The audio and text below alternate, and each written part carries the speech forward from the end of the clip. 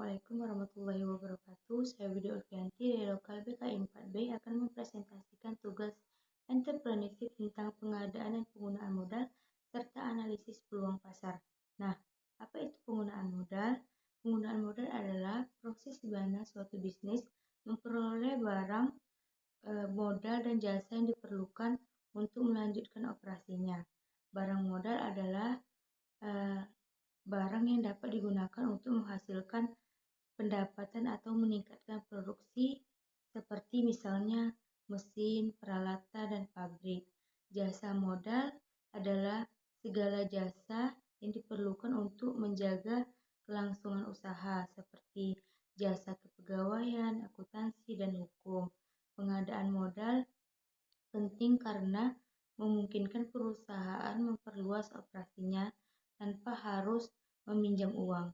Nah, hal ini sangat penting terutama pada saat resesi ekonomi ketika bank ragu-ragu untuk meminjamkan uang kepada dunia usaha karena faktor resikonya yang tinggi. Nah, daripada harus bergantung pada pinjaman dari pemberi pinjaman, dunia usaha dapat menggunakan prosedur pengadaan modal dan kontrak untuk memperoleh sumber daya yang dibutuhkan. Nah, dari pengadaan modal juga bisa memperluas atau juga bisa digunakan dan dimanfaatkan untuk memperluas faktor penting dalam mempertahankan keuangan kompetitif dibanding dengan bisnis lainnya.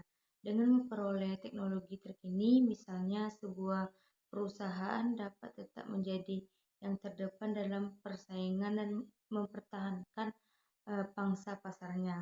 Nah, selain itu, dengan membuat kontrak dengan pemasok yang memenuhi syarat, perusahaan juga dapat memastikan bahwa mereka menerima produk yang berkualitas tinggi dengan harga yang wajar dan dengan harga yang terjangkau. Nah, berikut ada beberapa manfaat pengadaan dan penggunaan modal. Yang pertama yaitu ada belanja modal dapat membantu mengurangi biaya dengan berinvestasi pada peralatan, bangunan atau perangkat lunak yang baru. Perusahaan juga dapat mengurangi biaya operasional. Hal ini dapat menyebabkan penurunan laba dan menimbulkan atau menurunkan pendapatan, namun juga dapat mengakibatkan peningkatan efisiensi dan peningkatan kinerja. Nah, yang kedua itu ada pengadaan modal.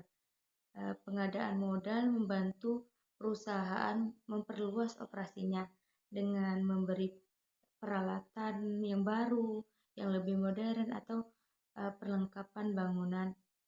Bisnis juga dapat meningkat kemampuan produksinya dengan jangkauan pasar yang baru. Hal ini dapat meningkatkan pertumbuhan perusahaan dan menciptakan lebih banyak lagi lapangan pekerjaan yang kita tahu pada saat ini kita sangat kekurangan lapangan pekerjaan. Nah, yang ketiga yaitu ada pengadaan modal. Pengadaan modal ini membantu perusahaan meningkatkan sistem logistiknya dengan membeli struktur dan melengkapi struktur seperti membeli truk atau peralatan transportasi yang baru, yang lebih canggih dan lebih cepat. Bisnis dapat menyederhanakan operasi mereka dengan memanfaatkan sumber daya dengan lebih baik. Hal ini dapat menghemat waktu dan uang sekaligus meningkatkan kinerja bisnis secara keseluruhannya. Yang keempat itu ada pengadaan modal membantu perusahaan mengkonsolidasikan sumber daya dengan membeli suatu peralatan, bukan beberapa peralatan. Perusahaan dapat mengurangi jumlah karyawannya dengan yang dibutuhkannya untuk mengoperasikan peralatan tersebut. Hal ini dapat menghemat tenaga kerja yang berharga untuk tugas-tugas lain dan meningkatkan produktivitas secara keseluruhannya. Nah, yang terakhir itu ada pengadaan modal membantu perusahaan meningkatkan sistem teknologinya lebih modern dengan meningkatkan sistem perangkat keras atau perangkat lunak dengan modern. Ini juga bisa berdampak positif bagi perusahaan. Yang seperti kita tahu, bisnis dapat meningkat operasinya dan bersaing dengan pesaing baru dengan perangkat-perangkat baru yang bisa bekerja lebih cepat dan efisien. Nah, yang kedua ada analisis peluang pasar.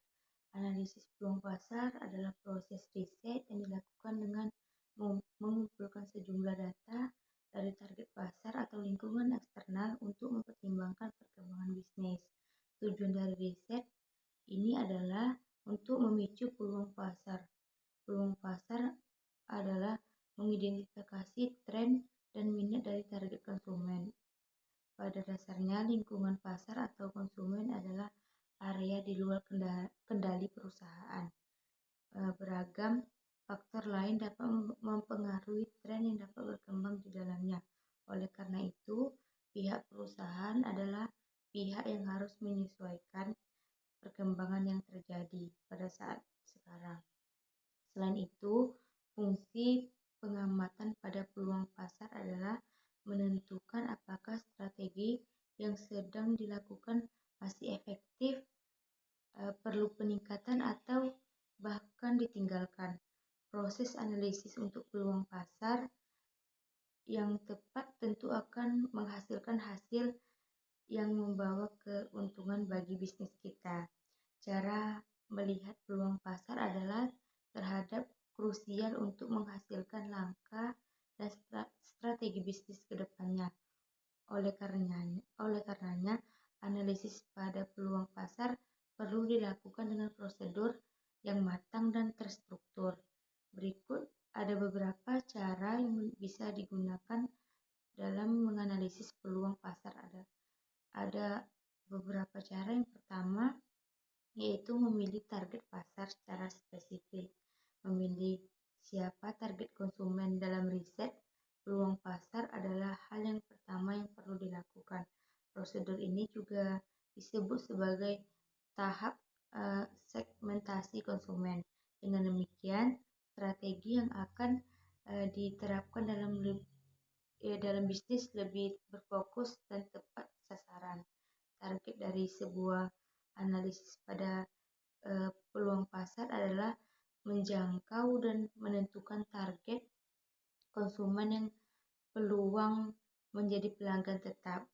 Nah, selanjutnya ada memperhatikan kebutuhan dari target atau memperhatikan kebutuhan dari target konsumen setelah menentukan target konsumen secara spesifik. Cara menganalisis peluang pasar adalah memenuhi kebutuhan dari target atau konsumen. Proses riset peluang pasar ini berkaitan dengan upaya menyelesaikan masalah konsumen yang berkaitan dengan bisnis. Melalui prosedur identifikasi kebutuhan atau kebutuhan konsumen, bisnis dapat memetakan target pasaran dan jenis produk yang bisa ditawarkan pada konsumen. Dengan demikian, potensi untuk memperoleh pelanggan tetap juga semakin tinggi. Nah, yang ketiga yaitu lebih dekat dengan konsumen. Nah, hasil dari riset peluang tadi bisa kita kumpulkan data yang akan diolah untuk mengetahui preferensi target konsumen. Data yang diperoleh biasanya berupa seperti kegemaran konsumen, jenis kelamin, usia, pendidikan atau status sosial, dan bahkan pendapatan dari konsumen kita. Melalui data tersebut, kita bisa menentukan strategi pemasaran yang tepat sehingga promosi yang dilakukan juga dapat mencapai target sesuai rencana. Nah, yang keempat, mengamati persaingan pasar. Nah, mengamati persaingan pasar ini sebagai dari metode untuk menentukan kesempatan bisnis atau riset peluang pasar adalah metode efektif untuk digunakan dengan memahami faktor-faktor yang mempengaruhi pasar. Nah, perusahaan juga bisa membuat keputusan yang lebih baik dan merumuskan strategi bisnis yang sukses. Analisis pasar yang cermat akan membantu perusahaan tetap beradaptasi dengan perubahan pasar atau perubahan dan perkembangan pasar, dan kita bisa mengungguli persaingan dalam industri. Nah, itu saja yang dapat saya sampaikan. Lebih dan kurang mohon dimaafkan. Semoga bermanfaat. Wabillahi taufiq wal hidayah. Wassalamualaikum warahmatullahi wabarakatuh.